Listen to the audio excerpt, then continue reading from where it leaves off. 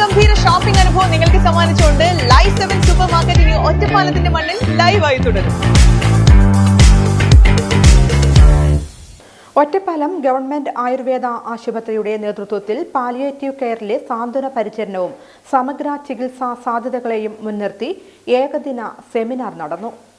ഭാരതീയ ചികിത്സാ വകുപ്പും നാഷണൽ ആയുഷ് മിഷനും ഒറ്റപ്പാലം ഗവൺമെന്റ് ആയുർവേദ ആശുപത്രിയും സംയുക്തമായി ഏകദിന സെമിനാർ സംഘടിപ്പിച്ചു. Palliative care under Ayush umbrella എന്ന വിഷയത്തിലാണ് ഏകദിന സെമിനാർ ആയുർവേദ ആശുപത്രിയിൽ നടന്നത്. സെമിനാറിന്റെ ഉദ്ഘാടനം ഒറ്റപ്പാലം നഗരസഭാ അധ്യക്ഷ ജയസുധ നിർവഹിച്ചു. നഗരസഭാ വൈസ് ചെയർമാൻ കെ രാജേഷ് അധ്യക്ഷത വഹിച്ചു.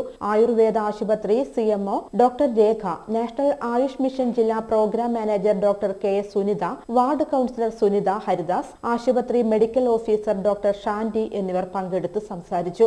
സെമിനാറിൽ സാന്ത്വന പരിചരണവും പ്രകൃതി ചികിത്സയും എന്ന വിഷയത്തിൽ പ്രകൃതി ചികിത്സാ വിഭാഗം medical officer doctor Anju PA class നയിച്ചു.